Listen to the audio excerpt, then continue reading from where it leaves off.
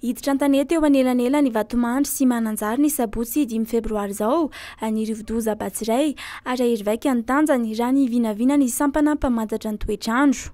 Tamin'ny 3 ora tolakandro teo dia fany amin'ny 470 kilometatra atsananambilale maitso no nisy ny foiben'ilay Rivodoza Batsiray.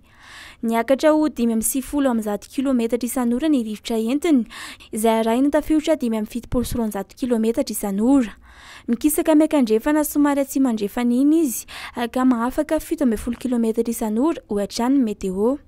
Amakivaky ny afovoantany izy ary tombanana ivoaka an-dranomasina ao amin'ny lakan-dranon'ny Mozambika ny alahady 9 febroary.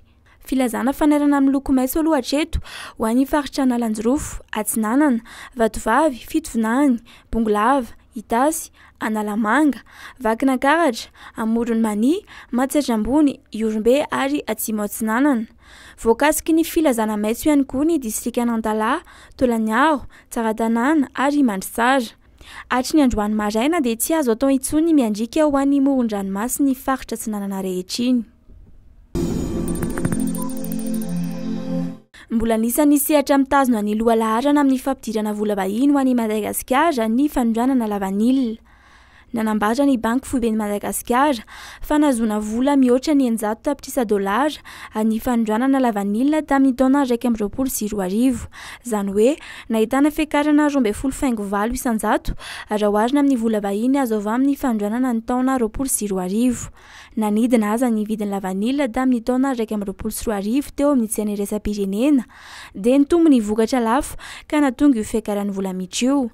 Raha toa ka 7,707 taona no vokatra lavanilina naondrana tamin'ny taona 2024 dia niakatra ho 13,702 taona izany ny taona 2024. Izany hoe nahitana fiakarana 7,4 isanjato. Isihetsika fanamariana ny andro iraisam-pirenena ho an'ny faritra Mando manomboka ny 3 ka hatramin'ny 5 febroary. Fotoana ahafahana mandinga ny paikady atao iarovana ny faritra Mando izay manana anjara toerana lehibe eo amin'ny fiarovana ny aina.